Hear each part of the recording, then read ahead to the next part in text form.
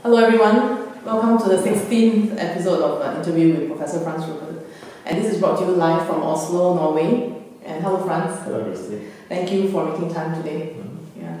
And Frans, in today's affluent society, the different methods of getting addicted is increasing. Okay, so today we talk about addiction. Mm-hmm. Let's look at some of these methods that people use, to become addicted. And I'm sure the world out there would want to hear from your expert opinion on these areas. Let us start off with, say, maybe harmful substance, like substance abuse like alcohol, smoking, cocaine, marijuana, inhalants, sedatives, even prescriptive medication like sleeping pills and other drugs. Mm-hmm. Can you share with us in your course of work why is childhood trauma or childhood psychological trauma responsible for these forms of addictions? Mm-hmm. Yeah, the reason why you take these drugs or even medication is that you feel not good with yourself. Yeah? You don't feel good in your body, you have anxieties, you have sleeping problems, or you are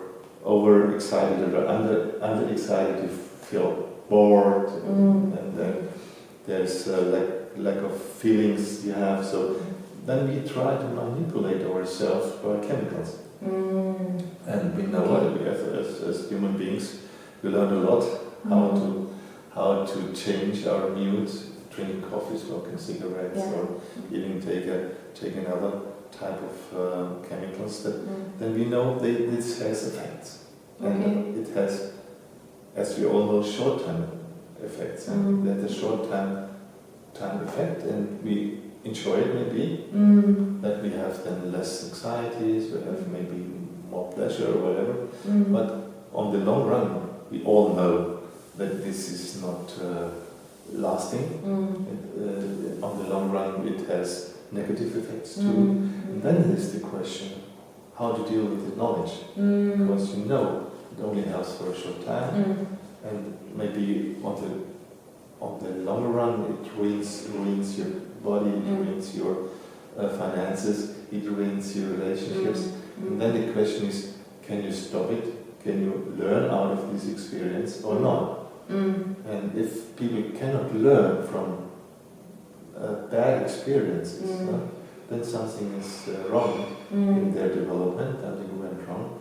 And this very often has to do with the childhood experience, that you couldn't deal with your feelings, you couldn't deal with relationships you were in. And though you're helpless, and you have no other option than continuing using the drugs. Okay, but that is when you realize that you must learn from bad experience. What if someone, sees it in the family, the parents also take sleeping pills, for example, or they take antidepressant drugs, and when it comes to me as a child, I also take it, so they feel that it is common and it's just like, like a way of life. Then when they cannot see it as a negative experience, how do you? Yeah, this is the problem. How do you? It's a problem. As a child, you need orientation. And normally adults are the orientation, how to deal with emotions. And if you see your father's drinking and your mother is taking medication, how can you learn as a child that this is not the good way? Maybe then you say, okay, this is how the adults are doing, and then I also I will do it. And there is this normality.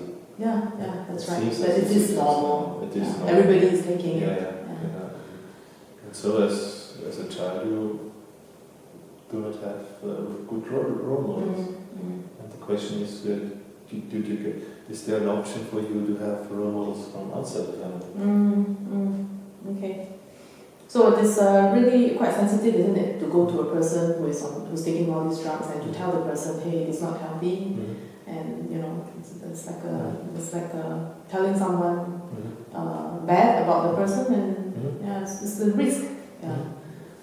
Yeah, but normally if you do this, he gets angry. Yes, He gets angry and say, oh no, I'm not. This is normal. I'm not addicted to it. I can control it. I can handle it. And this is what in my theory I call this is our survivor. It's our trauma survivors. The denial. The denial that do not see why we need it and why we are not so developed that we can regulate our feelings, our anxieties, or even our rage or love feelings too. Yeah, including love feelings. So how about addictions like computer games with children, even adults? Like addicted to shopping, spending. Is it also the same? It's in a way the same, because in the computer games, of course, you have success. You do something that is successful. There's a goal. Yes, a goal, and then you are not alone. You can do something. Sometimes you play with others too, and then you are in contact. It's a sort of having contact. The same if you go shopping, for example, you go in, there are other people, and you are in contact. In the act of shopping, you are in contact.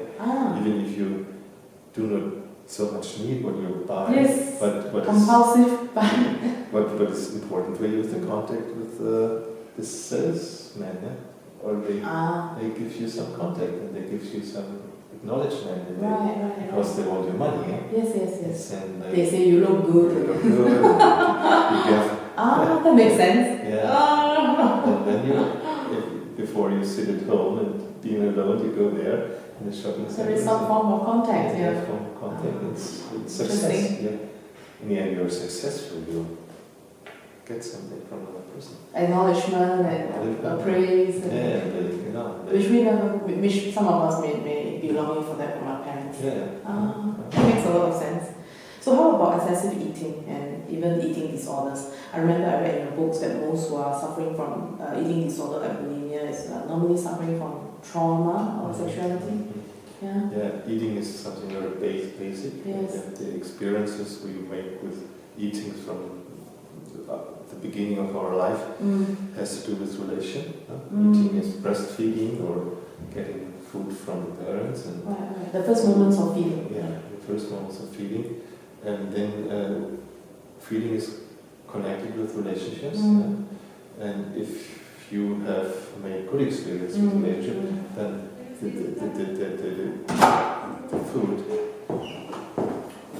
food is nothing it's nothing that you have to compensate. You just eat. You have the food, and of course, also you can enjoy the food, and otherwise you use food as a compensation. Okay, all right. So, can you share with us, in your opinion, what's the difference between compulsion and addictions? Compulsion is you have to do something in order to control something. Okay. Compulsive behavior is mostly controlling behavior. Okay. You try to control something or control feelings by, for example, eating too much to try to control your anxieties or cleaning. That something is dirty.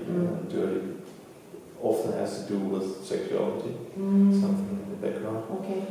And addiction is, in a way, we can say the trauma of love. Okay. Okay. If you want contact, you want to get something out, you get something that you do not get in a relationship, and then you try to get it from computer games or from sorts of alcohol. Okay. So there is a trauma, always the underlying trauma behind all these compulsions and addictions. It's my experience, Yeah. And of course, what's the best way out? Because you look at the reasons, it's a symptom, addiction, compulsive behavior, it's all symptoms. If we use the information that is in the symptoms, then we can progress.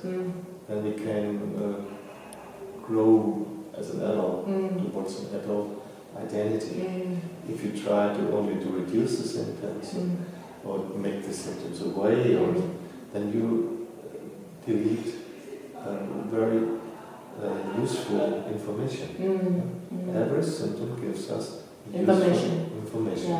And the question is, do we make use of it, Mm. or do we push the information away Yes. and have to wait until the next information comes to us? Yeah. Let's see if the next symptoms shows up. Mm.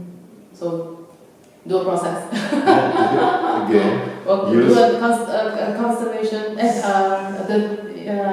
exploring through the sentence of intention. Exploring it and see your symptoms as, in a way, friends. Yeah. Friends that show you the way. Yes, that's right. And take a look at our unconscious psyche, what's going on. Okay.